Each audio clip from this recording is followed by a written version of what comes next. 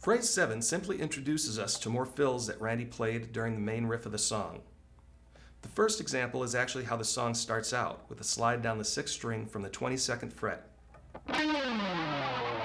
then into the main riff.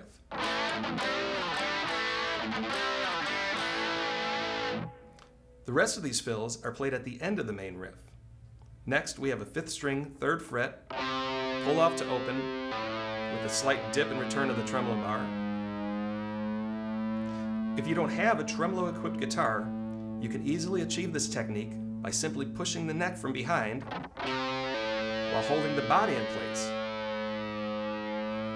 which is a technique Randy did when he didn't have a tremolo. The next ending is a slide up the 5th string to the 12th fret, quick bend, release and slide down,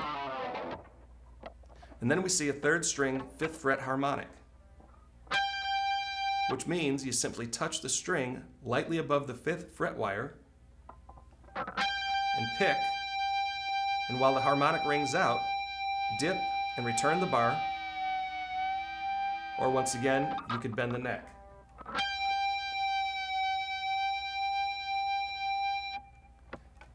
And the last main riff fill is on the 2nd string, 8th fret, followed by a bar dip and return. By now, you should feel very comfortable adding these fills to the main riff on your own. So let's move on to the outro. At the end of the song, Randy repeats the halftime chords. Phrase 8 uses a lot more echo and shows us some of the sound effects that can be heard by Randy's overdubbed guitar tracks.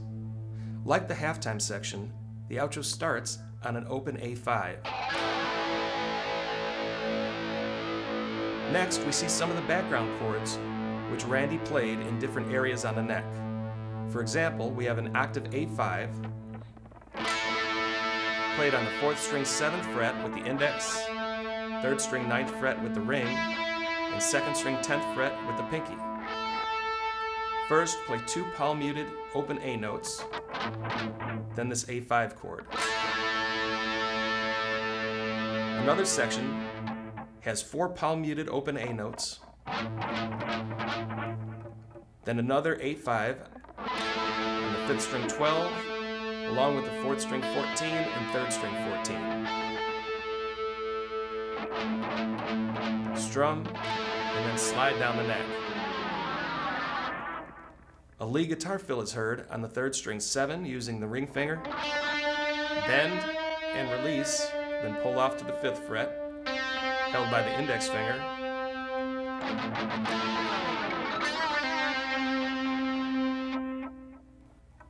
Another guitar toggles the pickups from off to on and play a C5, then toggles a few more times.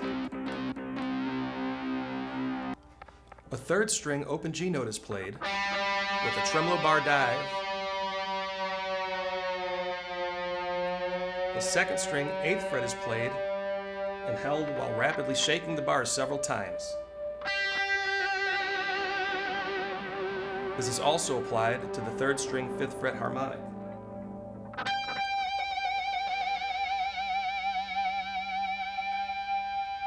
Dip the bar after playing the open 3rd string, then sound the 6th string and return the bar, adding vibrato with the whammy bar at the end. These parts are all very random, so there won't be a tempo exercise for phrase 8, but I did want to include these sound effects for the sake of completeness. To end phrase 8 and our lesson, bend the 3rd string 9, and while holding the bend, give the bar vibrato.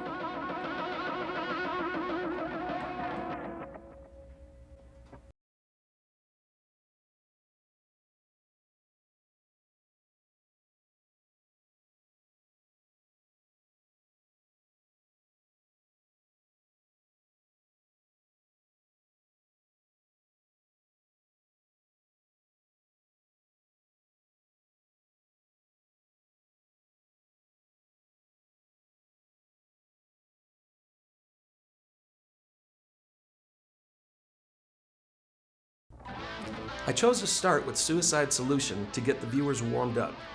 The main riff is very easy, and for that reason this lesson is beginner friendly. Although the album version of this song doesn't have a guitar solo, Randy did include several lead guitar fills which will keep the beginner as well as the advanced players on their toes.